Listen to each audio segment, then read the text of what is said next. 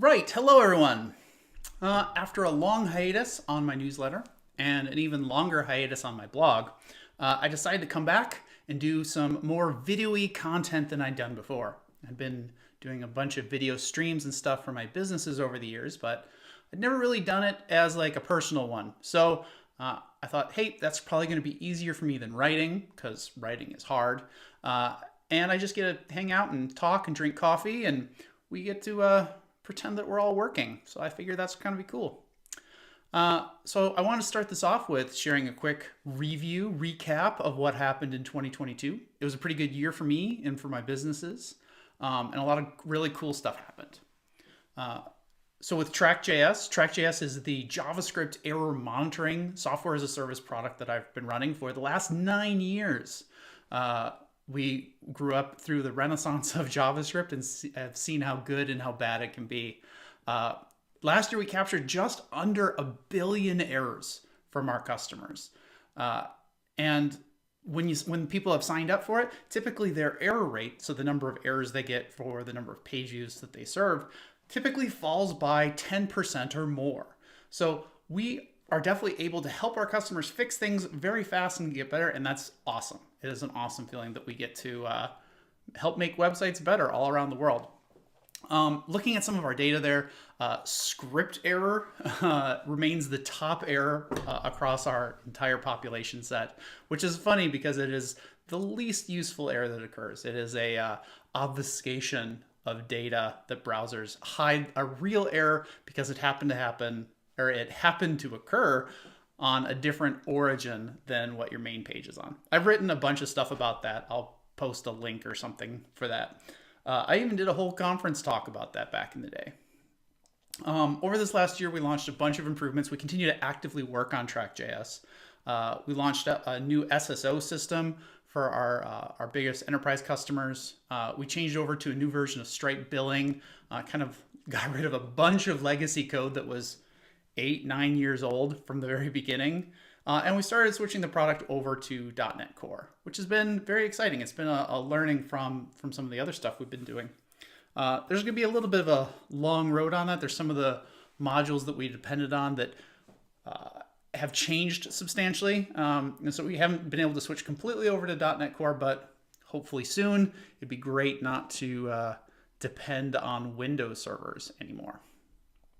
The second thing that we did this year was we launched and then are relaunching our second product, Request Metrics. So in 2020, we started building out our web performance monitoring tool called Request Metrics. We were all home with the pandemic and thought, hey, we should take our time and do this. We built a bunch of videos around that are available out on the internet. We recorded all of our development sessions in building that product out. Which was super fun to do, and we got to talk to a bunch of interesting people along the way. In 2021, the product grew modestly, but not quite as well as we'd hoped. The performance graphs and how we would display information was super interesting and very unique, but customers wanted to be able to dig into data more than we could offer. We were doing everything with aggregate base in order to keep our costs and the price of the service very, very low. Customers wanted to dig in more than they could to understand when we were reporting that a page was slow, why was it slow? And we couldn't do that with aggregate data. And they also wanted to know the context of when a page is slow or when one of the web vitals is showing in a poor state. What was it affecting? Was their conversion rate falling or something like that? And we couldn't really do either of those things with either the pricing model that we had launched with or the fundamental data model. And so we made the decision that we needed to rescope the product to answer these questions and really kind of expand into a new area that we're calling client-side observability, which is an exciting time because there's a lot of other vendors that seem to be talking about that as well. So we feel like, hey, maybe we're riding the wave of something. And I think it's really cool because what we can do is, rather than taking this data and aggregating it together, we're going to keep each individual page view, each individual set of data about what the users are doing, what they're calling, And we're going to be able to observe the complete experience of the end user so that we can tell you not only like what's the performance, but like what are the errors on the page? There's a little bit of overlap with TrackJS. What are the analytics and events? Like, is the page converting? Are people going through your funnel the way you think they are? How are your APIs manifesting themselves to the end user? Not how does your internal monitoring think your APIs are performing, but how does the actual end user see the latency of your APIs? And a bunch of other cool stuff about data. I'm really excited about this. I think this is going to be a cool perspective because we can monitor the place, or we can monitor our systems where it's most relevant. The end user's perspective on the system is really the source of truth. And anything else that we do on the back end has always been a bit of a proxy, as we think our services are good, but we don't know. By monitoring the actual end user, we know what the experience is. So there's a long way to go in that. I'll be talking a bunch more about that in 2023, I'm sure. We're going to be fleshing out that product more, figuring out how we're going to price it and how we're going to go to market with it and all kinds of stuff like that. So that's really fun. Late in 2021 and through all of 2022, I have been getting into weightlifting, like lifting heavy with an app called Stronglifts 5x5, where it gives me basically 3 full body kind of lifts that I should do, 5 sets of 5 reps, and just go up weight every single time. So I squat, I do bench, I do deadlifts, I do a few other things, and it's been amazing. Like, it has been the most productive exercise routine I have ever been on, and over the last year I've dropped like 80 pounds and largely kept that off for that entire amount of time, with a little ebb and flow as I put on new kinds of muscle that I've never had before. But it's been absolutely amazing. My squat weight is up to 265 pounds that I can do 25 times, which is staggering to me. Still working on a bunch of other lifts to be, not going to talk about those because I'm not quite as proud of them. But I think that's been awesome. Really proud of that's gone on this last year and a little bit longer. Let's see. I also got back on the conference circuit this year, going out to software conferences with some new talks. I built a talk called Observable Web Applications. I'd actually built it before the pandemic, but then like everything kind of got shut down. So I kind of updated it, refreshed it a little bit, and took it back out on the circuit. And in a lot of ways, it's a precursor to what we ended up doing right now with request metrics, because it talked about how error tracking, performance monitoring, and usage analytics could kind of come together and tell a really interesting story about what's going wrong and whether or not it's important. And what I didn't really understand, when I built the talk was that, hey, making all of those things the same tool is where the value gets created. When you ask people to correlate between things, it's less interesting and valuable. So in retrospect, was a dummy. Should have figured that out a long time ago. But it was great to get back out there and talk to developers again, talk to customers and friends that I hadn't seen in a long time. It's been a hard couple of years for everybody, and it's really started to feel like life got back to normal. I even brought the family with me on one of the trips. We hit KCDC down in Kansas City, which is a fantastic event, by the way. We hosted a booth for request metrics. Aaron and Samantha came with me and helped work the booth while I did demos or did a talk or whatever I needed to do at the event. I loved showing Samantha what I actually do for work. Like, for as long as she's been kind of aware of things, I've worked from home, I've worked out of my home office, and it's like Dad didn't have a job. And so it was great to actually show her that I do have a job, that this is what I do, and that like there's a ton of possibilities out there for her. She even got to see me on stage doing a pub conf.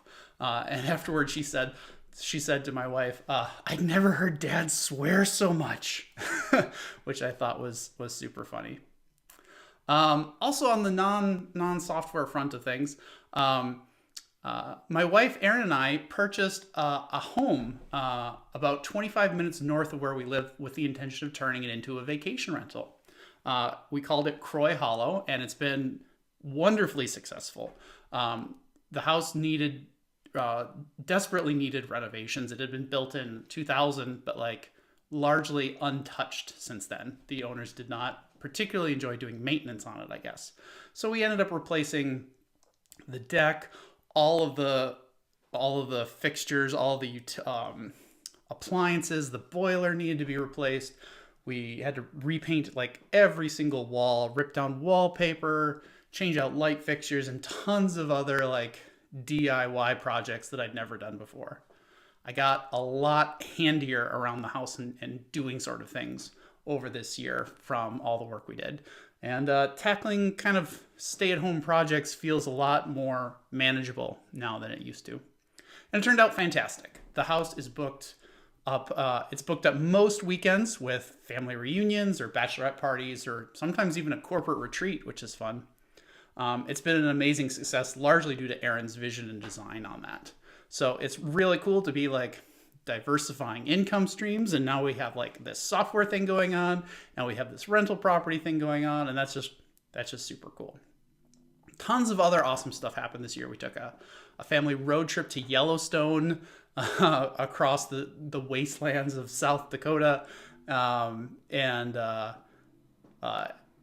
now we don't ever have to do that again because that's way too far to drive in one short span of time.